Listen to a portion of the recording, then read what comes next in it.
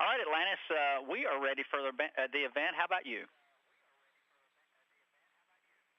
Atlantis is ready for the event.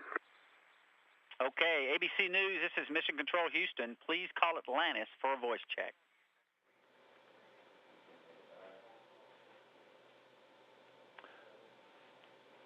Atlantis, this is ABC News. Do you hear me? Atlantis has you loud and clear. That's terrific. Are you, and so away we go, Atlantis. I want to ask really all four of you your feelings on this being the final flight of the 30-year shuttle history. Well, I'll start off. First, let me say it's been an absolute honor to be a part of this final crew. This was a tough decision there are a number of extraordinarily qualified people to do it. We took on the task. Of course, we were just a crew of four, and I'd like to think that we went up there, did a bang-up job with the limited number of resources that we had. And, of course, as we just approach landing here, we're going through a series of laughs. Yesterday, for example, the shuttle's robotic arm that we had used for 30 years to deploy and retrieve satellites, and we had some fantastic statistics read up to us. It's the last time we put it away. It's hard to believe we'll ever use it again. But I'm going to pass the mic around a little bit. I'm sure somebody else has something I'd like to share. Sir, and it's been an interesting training flow because, as our commander said, there are a number of laughs, and they started out small. The last specific sim on a certain system, and then they got bigger and bigger until we saw the last rollout of the space shuttle to the pad. And it started getting real, and every once in a while it kind of hits you. And the same thing's happened during the mission. We've gone through a number of different milestones, and as you get the bigger ones and bigger ones behind you, then you kind of have a chance to pause a little bit more as the pressure is off, and you can think, wow, this is the last time we're doing that. And for me, it kind of hits me when I'm sitting down the mid-deck sometimes at the end of the day while we eat, and you finally have a chance just for a couple of minutes to grab a bite to eat and think. And I think of the past crews that have sat down here and shared a meal and think about, wow, this is the last time. And then also think about the future of Atlantis. We're not going to just retire. We're going to share with others in the Kennedy Space Center, so other people will be able to get a chance to get up close and see what a beautiful vehicle it is. I'd like to ask you, Mission Specialist Sandy Magnus, do you expect to go into space again? Oh, gosh, that's really a hard question. I have a feeling probably not, but I have yet to talk with our chief about that. Just like on my last mission, I treated this mission as if it was going to be my last mission and tried to savor every moment I was on the space station and every moment we're here on Atlantis and get those last glances out the window at our beautiful Earth and try and imprint those on my memory as well. Pilot Doug Hurley, I realize she's a very delicate craft. She is incredibly intricate to a degree that many of us can't comprehend. But ultimately, what's it like to fly her? Well, it's just it's a dream come true, actually. It flies much better than our simulators show that she should fly, and it's just been an absolute pleasure to get to fly yesterday for me, to get to do the fly around, and then some of the rendezvous burns that we did, and we're really looking forward to bringing her home tomorrow. But it's been just a dream to get to do this. Doug, what's it going to be like to land the space shuttle for the very last time?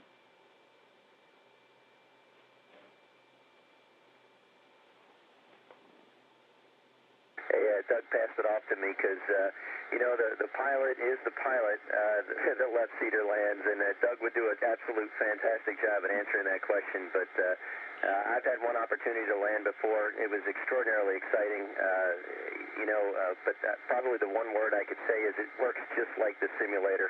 We have an in-flight simulator that we use and practice with, and I'm absolutely astounded at how closely the space shuttle replicates the in-flight simulator.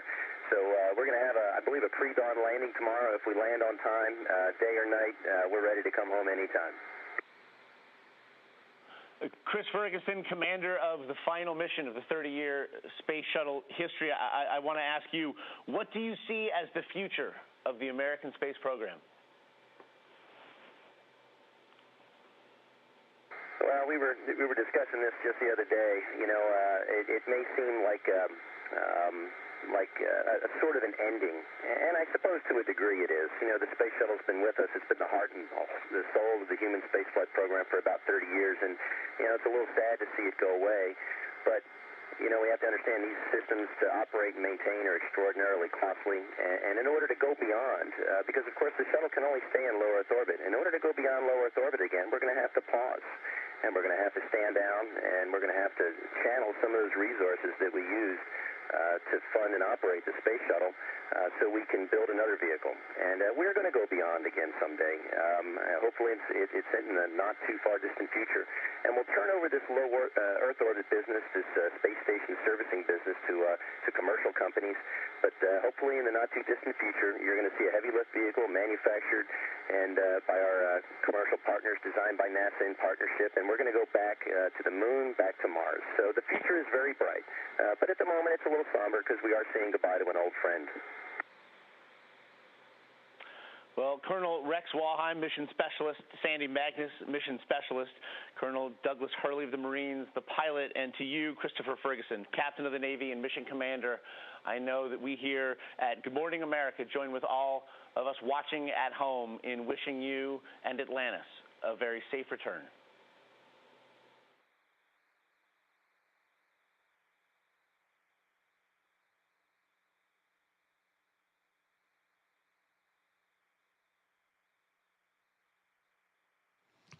Atlantis ISS. This is Houston ACR. That concludes the ABC News portion of the event. Please stand by for a voice check from CBS News.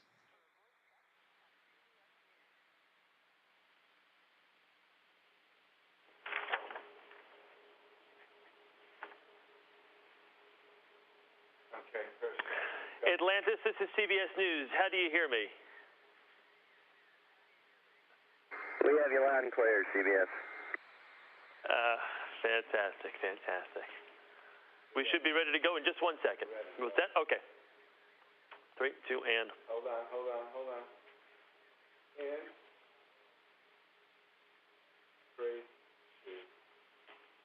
First, the shuttle Atlantis left the International Space Station for the last time Tuesday and is now heading home as the 30-year-long U.S. shuttle program comes to a bittersweet end. Atlantis is scheduled to land in Florida tomorrow morning just before 6 Eastern Time. And joining us from space this morning is the crew of Atlantis, Commander Chris Ferguson, pilot Doug Hurley, and Mission Specialist Sandy Magnus and Rex Walheim. Good morning to all of you. This is a real treat for all of us here at CBS News this morning. Hey, good morning to you, CBS. It's always a treat for us to be able to share just a little piece of the excitement of spaceflight with you. Commander Ferguson, let me ask you this first question. This is a historic final journey home. How has this mission been? How bittersweet is it to know that you're coming home on the shuttle for the very final time? Well, I'll tell you, we have had just an event-filled and packed mission, and you know what I had kind of told everybody all along was that we were not going to fully appreciate the significance of the event until after the wheels had stopped. And just yesterday in the mid-deck, I was talking to Sandy about the fact that, yeah, you know what, I really do feel like it's coming near the end, and I can almost sense that final wheel stop call. And it's going to be tough. It's going to be an emotional moment for a lot of people who have dedicated their lives to the shuttle program for 30 years. But we're going to try to keep it upbeat. We're going to try to keep it light. We're going to try to make it a celebration of what of the tremendous crowning achievements that have occurred over the last 30 years, with the tremendous satellites that have been deployed from the shuttle, and of course the construction of the International Space Station. Was the mission successful? Well, no mission is successful until you're finally on the ground. I would have to say that up to this point, it's been highly successful. Sandy, Rex, Doug, every one of them, we all put forth 110%. We got about 20,000 pounds of cargo transferred into and back out of the space station again. We have them all set. They're in a good posture to wait for about a year until our commercial partners come on board and begin the resupply mission that the shuttle has formerly had. Exactly, the future of the space program right now. I know everyone knows that the shuttle program is coming to an end after 30 years. There is no vehicle that is ready to go right now. Where is the future of the space program for the United States at this point? Well, the future is bright. We're in a kind of a transition period, which is a little bit uncomfortable as usual, but what we're going to be doing is handing over the access to low Earth orbit, getting to the space station, to and from, to commercial providers who are going to build rockets that will get us to and from the space station. That'll free up NASA to do the heavy lifting of the beyond low Earth orbit flights, to go to places we haven't been for a long time or ever, like the moon, an asteroid, or maybe Mars. So it's a kind of a two-pronged effort, and while we get to this transition part, it'll be hard, but we'll get there, and we'll be going farther and farther and going to new places real soon. How's it been to just have 4 of you there? I know normally the missions usually have more astronauts on board, but it's just been 4 of you. Have you had a chance to really bond up there during this historic final journey? Oh, I think definitely, we've had to just work so closely together and be so well coordinated because, your typical shuttle mission, there's 6 or 7 folks, so you tend to be working more with another person, and there's been a lot of times where we've just had to depend on the other person to cover a separate task. I personally I don't think I fully appreciated how much more work we would have to do with only 4 vice 6 or 7. So it's been a little bit of an eye-opener because we really have been just stretching it, working very hard every day. Sandy, if I could just pose this last question to you, what's your message to all those people, the thousands of people over the years that have been such an instrumental part of the shuttle program as you now say goodbye to this program after 30 years? Well, really the heart and soul of the space program is the people that work in the space program. It's a group of people unlike any other field, I guess, because everyone's so passionate and so dedicated. They work so hard, they take it to heart. And it's true of all the people that I've met in the United States who work in various aspects of the space program. It's also true of the people who I've met in other countries through my work with the International Space Station. I mean, there is a huge number of people worldwide who passionately believe in spaceflight and who dedicate their lives to it. And it's because of these people that the shuttle program was so successful for the last 30 years, and we were able to do the amazing things that we were able to do. And it's because of these people that the International Space Station has been so successful and will continue to be successful. And this same group of people will carry forward their momentum and eventually get us out of low Earth orbit to these other destinations that Rex was talking about earlier. And before we say goodbye, Sandy, just one final question to you. Has anyone been giving you a hard time, the crew, maybe through emails or any messages from Mission Control about your space hair, what zero gravity has done to your hair? Well, usually for events like this, I like to leave it out because it illustrates that we are indeed in zero gravity. I mean, these guys have kind of boring hair, so it's not so fun. But they do give me trouble occasionally about the Medusa-like effect of it. Well, it's an interesting look, that's for sure. Hey, we wish you all the very, very best, and we thank you so much for taking the time and talking with us. This has been a treat for all of us here, and we're so proud of you, and we wish you a safe return to planet Earth. Thanks so much. Thank you so much. Atlantis, this is Houston ACR. That concludes the CBS News portion of the event. Please stand by for a voice check from CNN.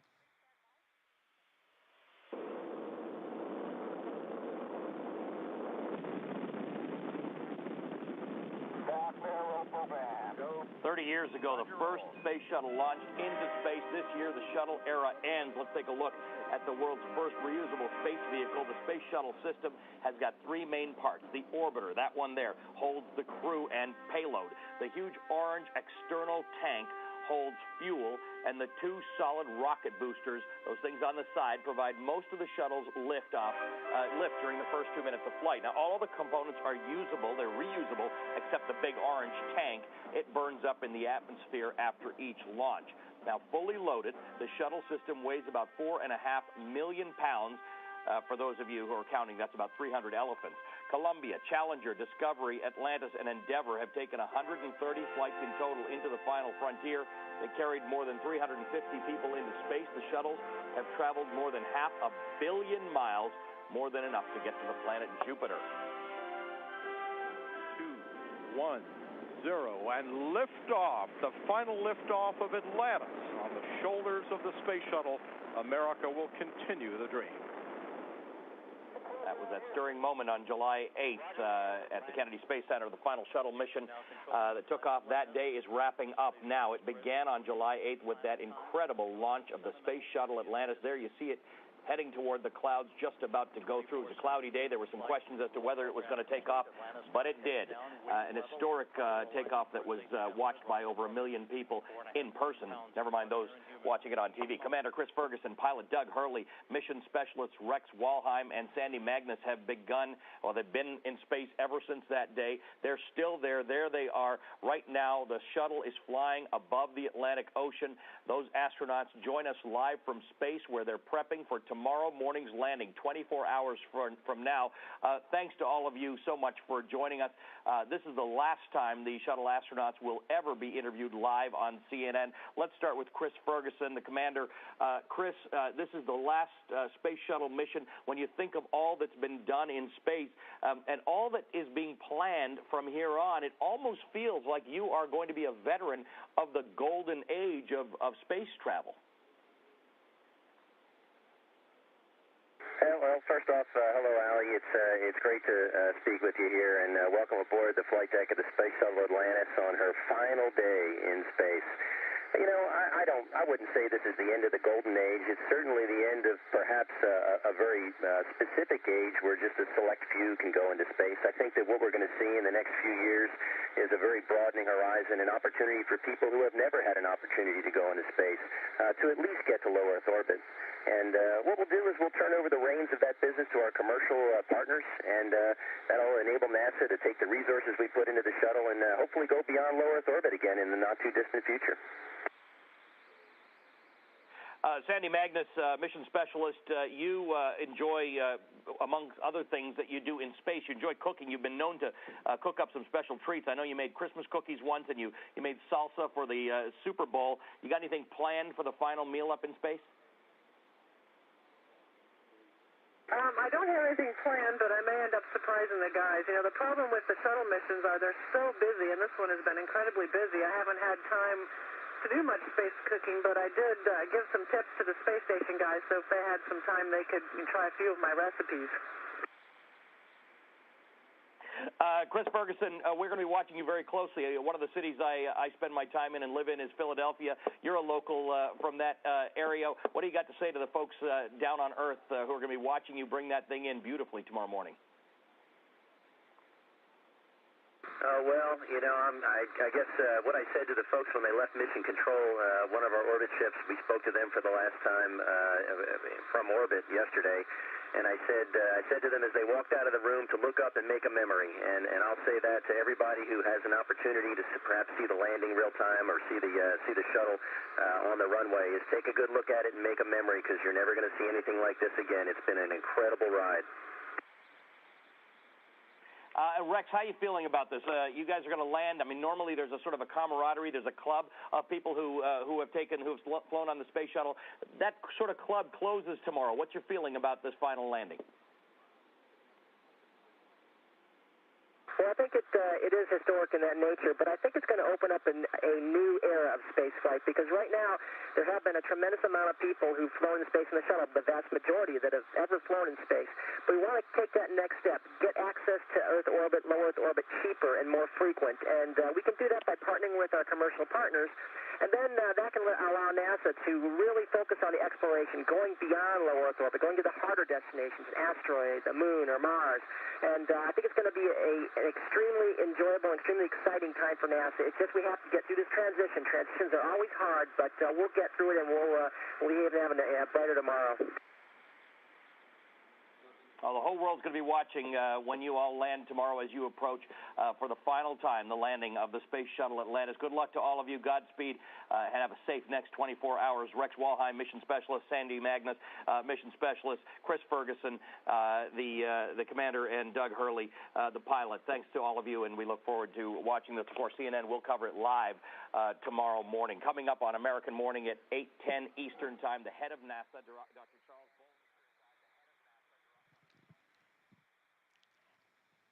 Atlantis, this is Houston ACR. That concludes the CNN portion of the event.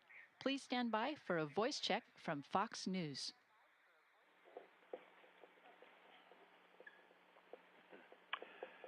Atlantis, this is Fox News.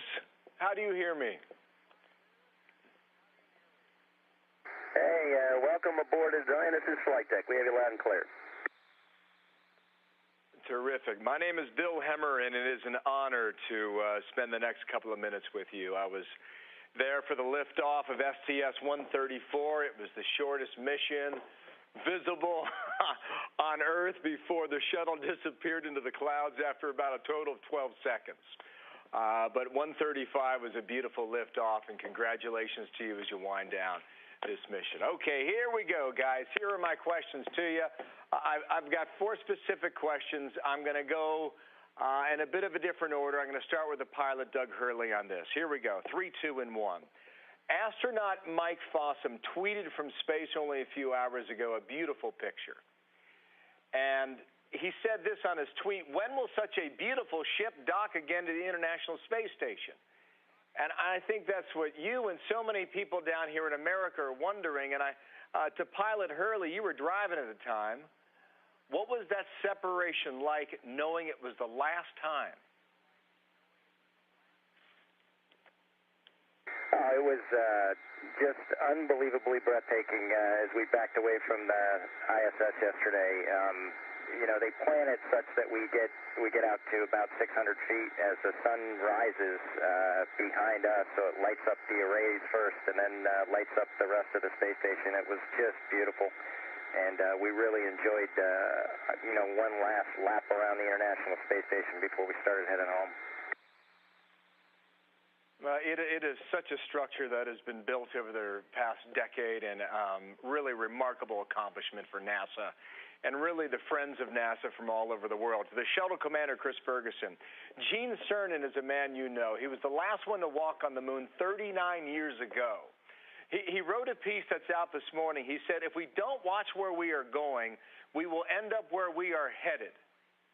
Now, what do you think about the United States relying on the Russians for at least 5 years to get back in space with manned spaceflight? Well, you know, first off, let me say that the Russians have been just incredible partners with us in space. You know, you recall the Columbia tragedy back in 2003. If it weren't for our partners there, we would have had to deman the space station, which is certainly something we didn't want to do. So they're great, reliable partners. Now, should we be dependent upon them? I don't think it's necessarily a case of us or them. I really think that we need a redundant way. We need 2 different ways to get people to low Earth orbit. And, you know, there's certainly a gap here, and I have no particular issue with relying on partners because that's what partners are for, to help you through perhaps a time where you need to pull back and regroup.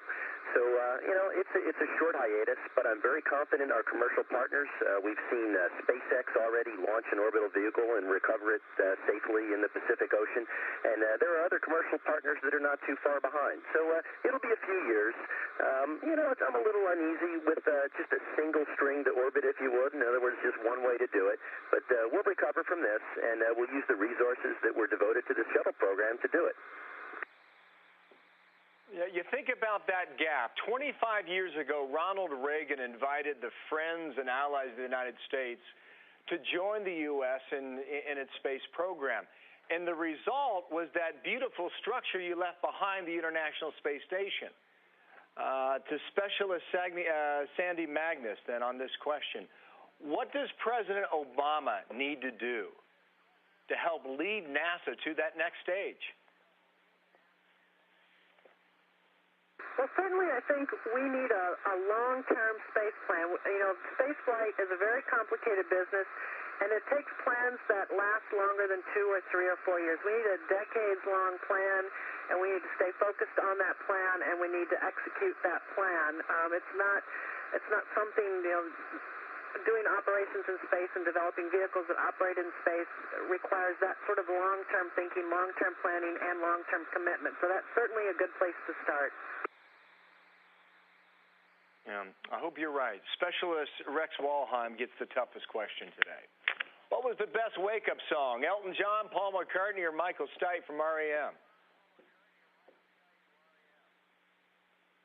They were all obviously just amazing, and it was quite a treat to sit there and in the dark of the space shuttle middeck to listen to bits of those songs. And then even more important than the song was the personal greetings that those fantastic artists took time out to say good morning to us. It just meant the world to us. So they were all wonderful.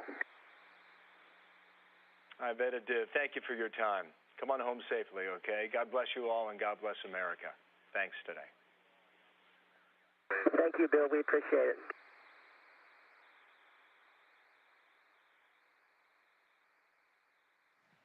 Atlantis, this is Houston ACR. That concludes the Fox News portion of the event. Please stand by for a voice check from NBC News.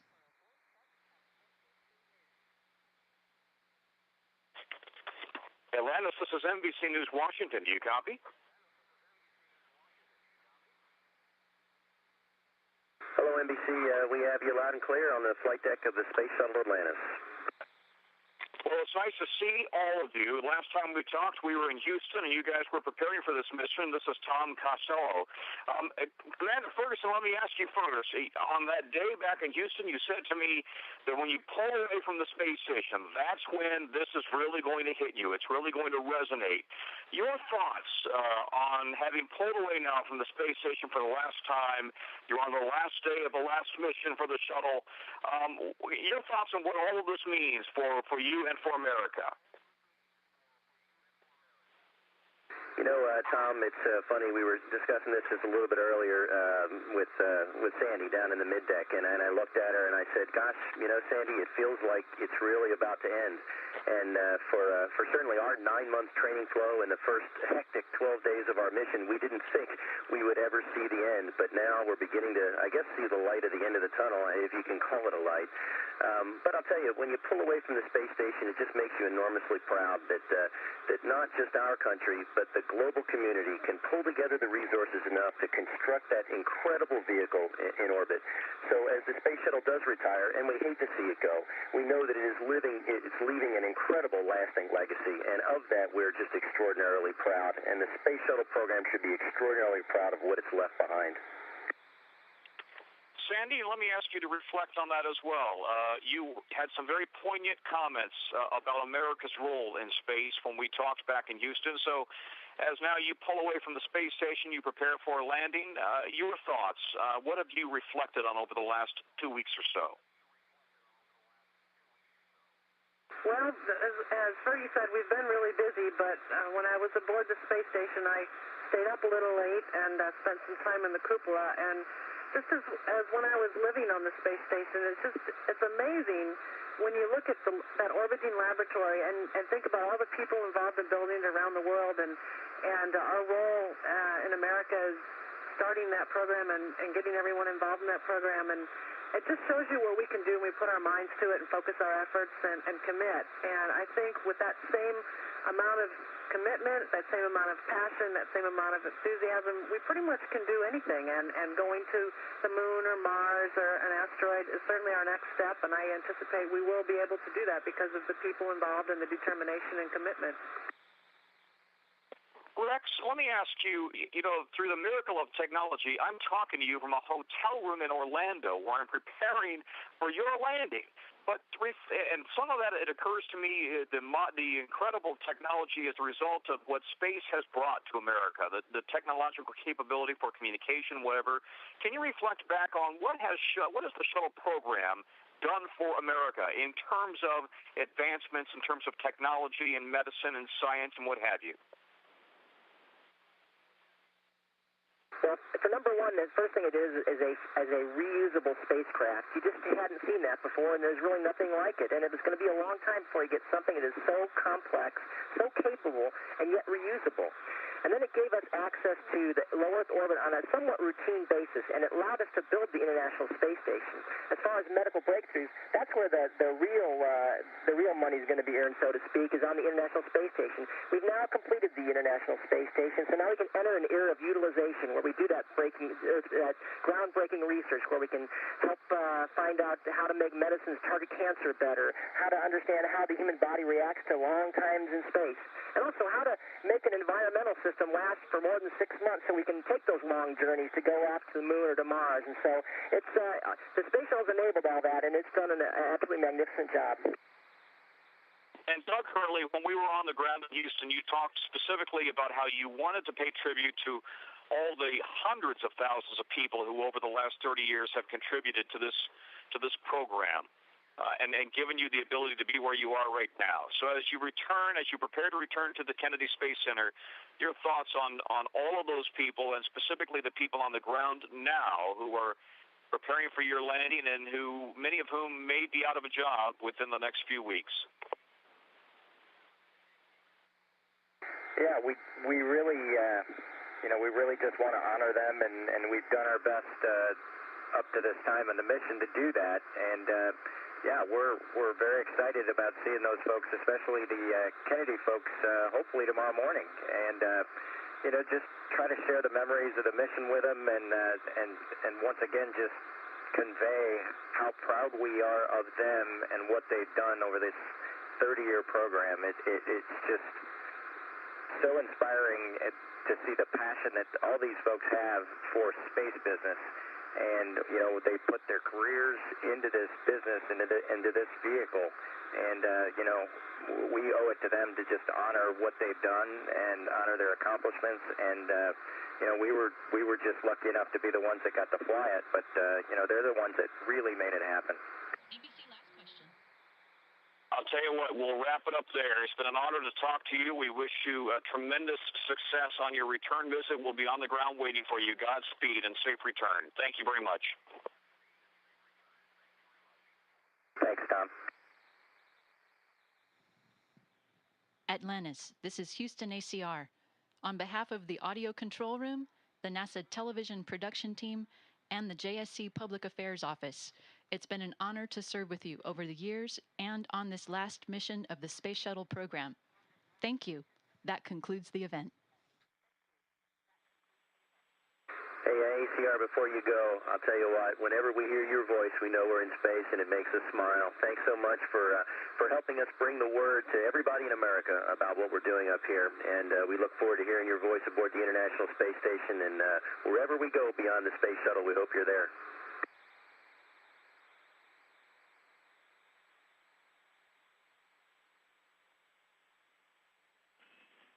Thank you for that, Atlantis. And Mission Control Houston would also like to thank ABC News, CBS News, CNN, Fox News, and NBC News. And Atlantis will go ahead and continue back with our normal communications.